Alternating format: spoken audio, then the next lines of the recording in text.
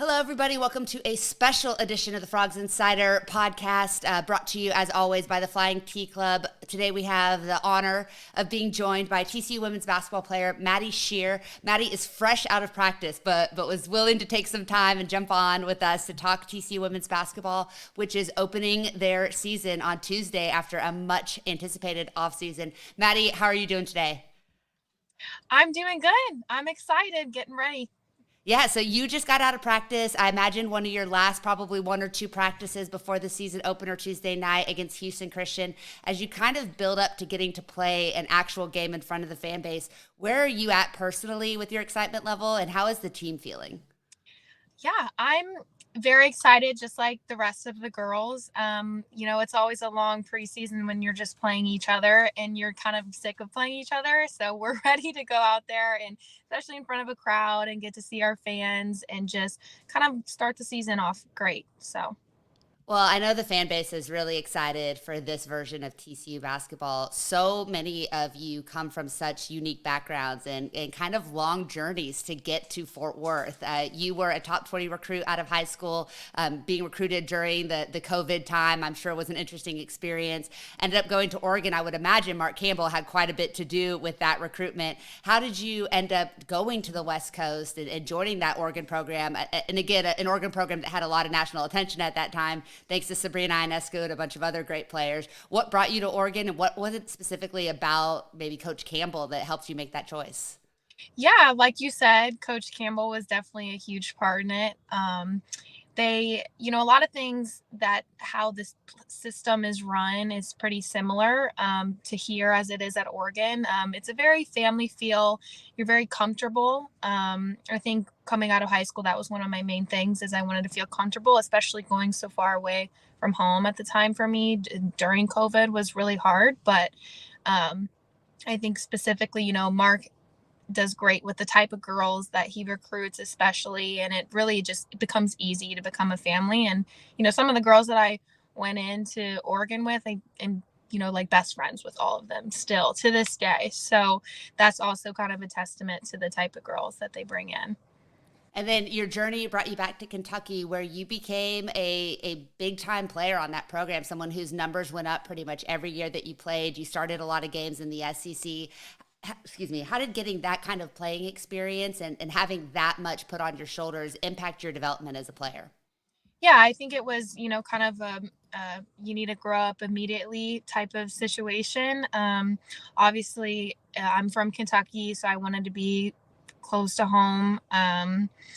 It didn't end up how I would like just in terms of production with the team, but I had to grow up a lot and kind of there's nothing greater than just having experience, and I think if I would look back and like tell myself, my little freshman self, I would just have so much to say. And, a lot of that has come from just being put in those situations, facing off, versus South Carolina, we would play them twice a year at Kentucky. So obviously have a lot of experience in that. So You've played in two really exceptional women's basketball leagues in the Pac-12, may it rest in peace, and as well as in the SEC, which obviously is some of the most historically great programs to exist in history. What do you think that experience playing against that high level competition and so many like different types of teams and systems will do to prepare you for playing your final season in the Big 12? yeah, I think, like you said, there's a lot of differences within each conference. It definitely was a big jump for me going from the Pac-12 to the SEC. The SEC, a lot of big girls, really quick, athletic guards. But I honestly think just any type of playing experience is good. And we're TCU, we're going to play South Carolina, so we're going to have to understand how they play. And but I think overall it's just scouting and knowing your personnel no matter what conference they come from, I guess, if that makes sense. But All of that experience, ultimately at the end of last season, you had a decision to make. As a person who had a fifth year because of COVID, you had the opportunity to keep playing, maybe pursue other professional experiences, go into the workforce. What made you decide to want to come back to play one more season of basketball? And what about TCU drew you to Fort Worth?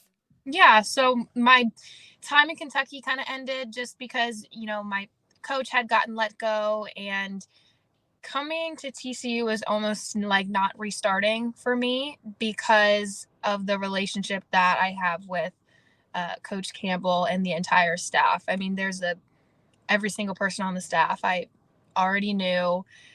Mark had actually helped me with my decision to go to Kentucky, like just very supportive throughout my entire career. And, he had been recruiting me since I was like in the eighth grade. So it makes sense. And I'm 22 now. So it just felt, right to that, this was the place that I should finish my last year. You mentioned your age, and I think that and we see this a lot now with the transfer portal, but TCU is in this kind of weird situation of being really old, might have the oldest per roster average of any team of the sport, but also it's almost an entirely new team. You bring back a handful of players that got a lot of experience because of the insane injury situation, but a lot of you guys, this is your first year in the program. What is the challenge of having been someone who's played so much and has been such a leader on multiple programs to find your way as a leader here, especially when you have players like Sedona Prince and Haley Van Lith who have been kind of at the peak of women's basketball, or at least in the news cycle for so long? Hmm. Yeah, I mean, it's definitely hard to get that many new girls and kind of get them to be close and mesh together and really eventually get them to, run through a wall for each other. But I think it mainly depends on the type of girls that you have. And this group we have is great. It's been so easy to play on the court with these girls and then see them all the time off the court. I mean, it really flows very seamlessly, and that's a huge part. Of what can get in the way for teams is, sometimes drama, or, when you have a group of 15 girls, sometimes it can get a little catty. But I really think this team, we have so many great competitive spirits and girls who, just want to win. And, like you said, we have so many girls who have 1 year left. We're all older, and, having that maturity and experience is, I think, plays into why it's probably so easy. Does it also maybe put a little bit of extra pressure? I mean, you've played at Oregon when they were a successful program. Kentucky obviously had a couple of difficult seasons, but if this is your last run at this, does it put the pressure on to win and win at a high level, and at a place like TCU that hasn't had a ton of basketball success in the last decade? Um, you know, It depends. I think, you can feel pressure from any situation, no matter what it is. But, we're a pretty veteran group, and we know, how to deal with that and embrace that kind of pressure. But, that's just not what we're focused on, I guess, if that makes sense. But Just kind of taking it one game at a time, right? And let the season play out as it develops. You'll be playing a lot of point guard, right, for the Frogs this year. You and Donovan Hunter make a really nice 1-2 punch, and add some depth at a position that has been lacking for the Horned Frogs. What do you think your skill set that you bring to the table is? And when you look at having a Haley Van Lith, having a Madison Connor, having so many incredible weapons around you, as someone who prides themselves on sharing the ball and had incredible assist numbers the last few years, how excited do you get about what you could do as a creator in this offense? oh my gosh, that's my favorite thing to do. You said it right there. Having, Haley and Madison, and then Sedona on the inside, it's like, all right, what can the defense do? Almost sometimes that's how I feel like as a point guard. But I do think that's, one of my gifts is to be able to make good decisions, with the ball in my hands. And it makes it that much easier when you have, I mean, our entire team, we can shoot the three. So everybody, we have weapons on the outside, and then obviously weapons on the inside too. So it's a fun system for all the guards for sure.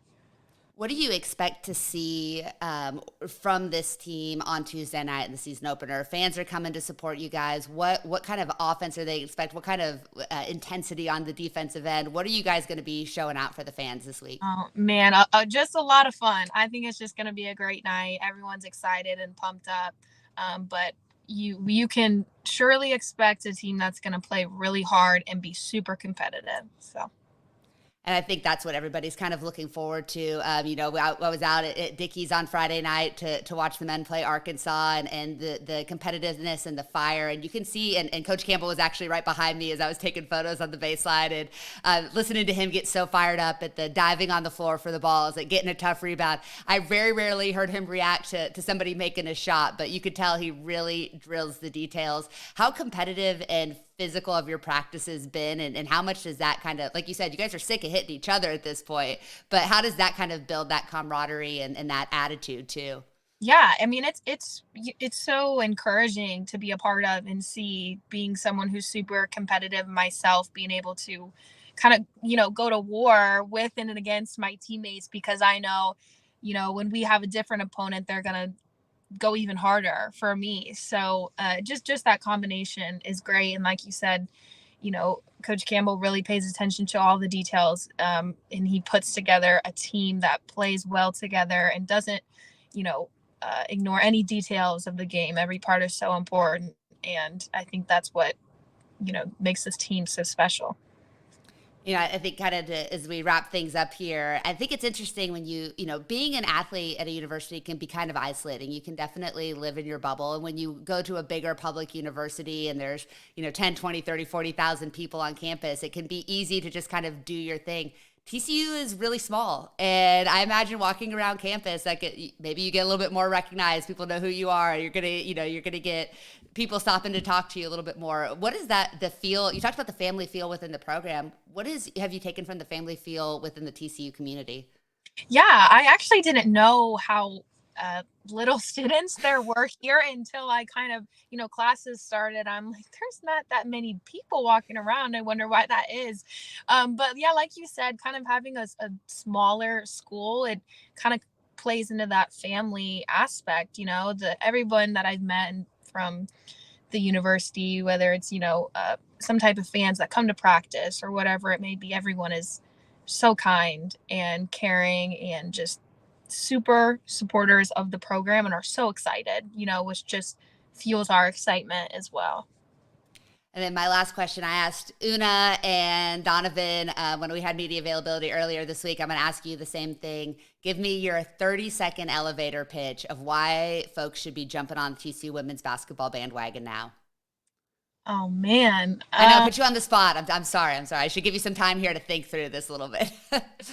Good. I seriously have not been a part of a team that I think is so competitive. And if we can really put together and, go through adversity and come through it together, that this team is just going to be exciting to watch and ready to punch people in the mouths. Literally, we're so excited. I mean, we're competitive in every, girls are talking to each other in practice, we're like sometimes talking to the rest, like, where's this, stuff like that. It's like, hey, we're not talking to the rest because we're not complainers.